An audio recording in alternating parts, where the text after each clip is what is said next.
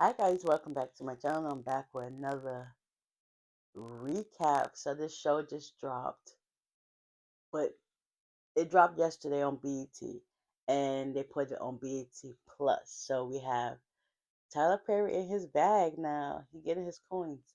We have Divorce Sistas. So let's get into the first recap.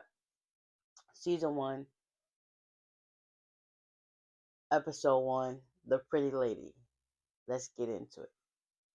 So it starts off, it's basically involves five friends. So we have Geneva, Tiffany, Naomi, Bridget, and Rashida. They're all going through their own personal issues within their relationships. So let's dive right in. So it starts off with Geneva and Tiffany. They're in the car talking about. Meanwhile, Tiffany's working on her phone, doing what she gotta do, and she's going to pick up with her to pick up Geneva's daughter Anika, and she just starts talking about how they're going through their divorce, what everybody they're going on with, and stuff going through. And then she was like, you know, her Geneva and William were supposed to be going on a vacation, and Tiffany wanted to watch Anika for her, but she was just like, um, yeah, she's no problems. I don't mind doing that, but also Geneva was like, you need to get back out there in the dating pool. She was like, it's been 3 months. No, it was like it's been 3 long antagonizing years. Like, you need to get back out there, and she was like about, and she was just like, you know, she was also talking about their friend Naomi because Geneva's a lawyer, so she's handling her case as well. Like how Naomi and her husband Franklin was going through a bad divorce, and Naomi's husband left her with half, and Tiffany's husband left her with just a broken heart. So they go to pick up Anika from the carpool line, and they was just like, "Why is this line so forever long?" So she was like, "Oh, I might get back in the hang of this." So as they're pulling up, there's a teacher putting his kid into one of the cars, and she was just like, yeah, he's fine, but also his husband too. Geneva acts like, yeah. So when she pulled up, her daughter's teacher, Miss Ross, was like, "It's nice to see you here, Miss Wilkerson." And she was just like, "Yeah, my schedule is kind of busy with being a lawyer." But the teacher was like, "Well, it's nice seeing the nanny and your husband here all the time. He's been to everything, and it's just like it's nice." She said, "Well, whenever it sees fit, I'll come through." So she got her daughter, got in the car. She started asking her how her day was, and she was like, "It's fine." So she gets home. When she gets home, um, Naomi's waiting for her in the front yard, and it was like a sight for sore eyes. Speak of the devil.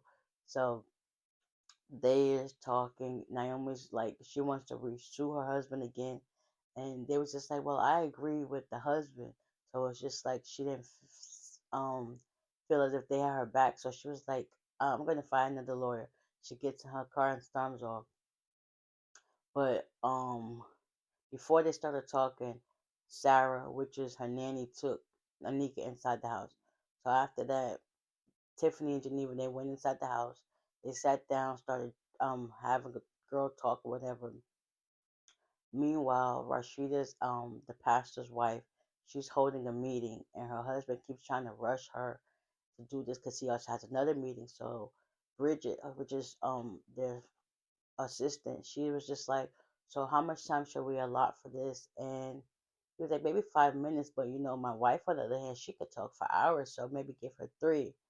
And they chuckled and laughed it off. So um Jeff, which is her husband, his assistant was like, "Listen, we gotta hurry up and go to our next meeting."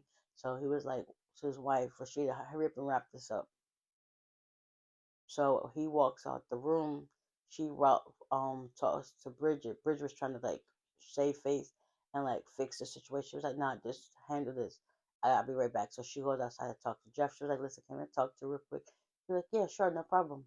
And she was like, I don't like how you be undermining me and thinking I can't do this. And he was like, well, it is what it is, but we'll talk about this later. I have to get ready to my meeting. He was like, all right, cool.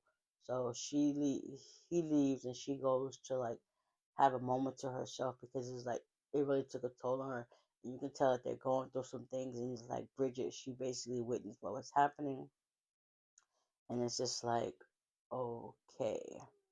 So after this, Bridget calls Geneva and Tiffany and is trying to do a girl talk or whatever. And she was like, yeah, I just want to let y'all know that Rashida, she's going through some things. We don't know what it is, but it's just something that seems off. And it's just like, okay, well, she's like, I can't really talk to her right now because I got to get ready to go. But she was like, Tiffany was like, I have another appointment to get to within the next hour, so maybe we can come by, swing, talk, and you have a good time or whatever the case may be. So she was like, all right, cool, bet.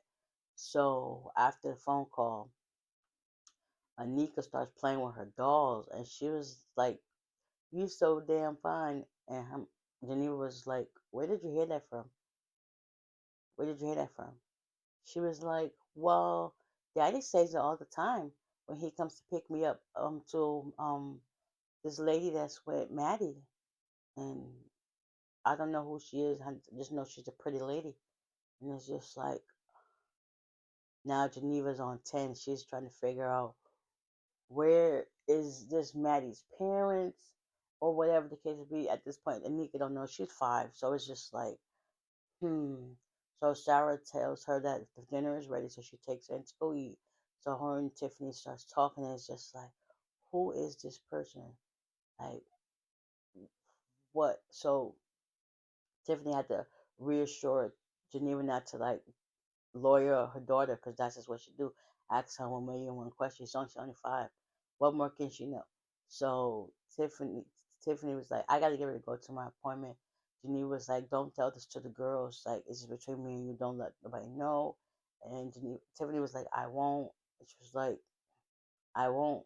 So meanwhile, now, Geneva told Sarah that she had to go do something real quick, so she heads back to the school and makes up a ploy story that her daughter left her teddy bear.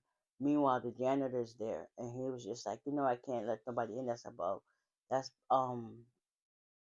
not against the rules. She was like, but it's she's gonna be crying on that. He was like, yeah, I understand. So he eventually let her in. Meanwhile, Bridget meets up with Tiffany at her nail appointment. And they just start trying to talk about life. They were talking about how Naomi and her divorce is going wrong, how Bridget's still with her man and they're not married. And it's just like Tiffany was like, she really don't have no drama, and she was just like, Geneva feel like she has some stuff that's going on, and it's like a lot.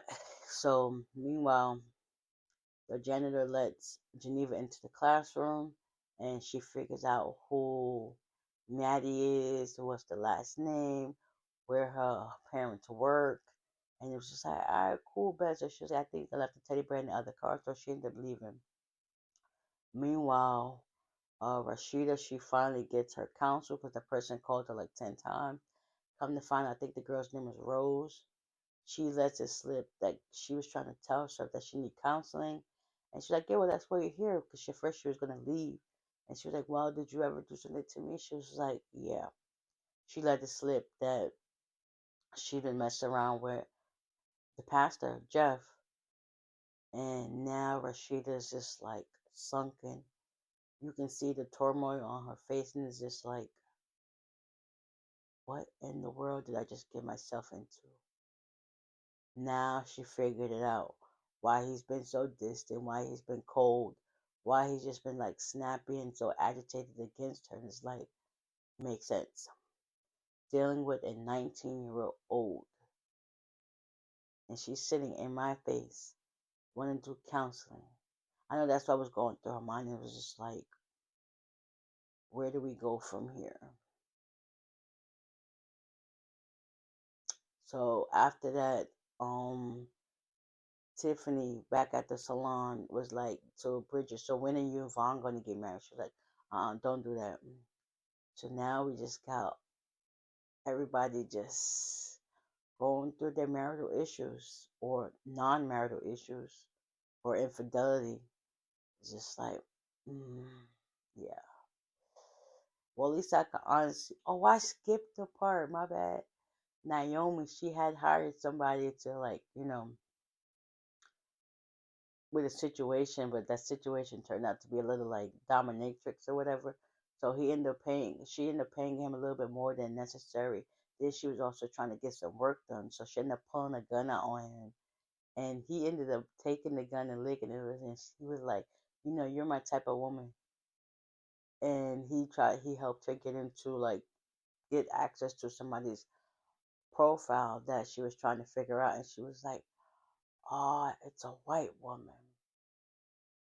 So yeah, he was like, listen, you need me, and you're gonna call me. So I'll just be waiting to hear from you. So she still threatened him to get out of her house, and eventually he did leave. But yeah, I can't wait to see what happens in the next episode. I'm already invested, and I'm just like, yeah, hmm, Tyler Perry, keep it up, keep these shows coming because it just gets better and better. I think especially when he writes it himself, you get the feel of it being more like in depth and more personal, and it's like more understanding, opposed to some of the other shows that have been written by others. Yeah, I like this so far. Okay, can't wait for next week's episode. Until then, I'll see you on the next one. Bye.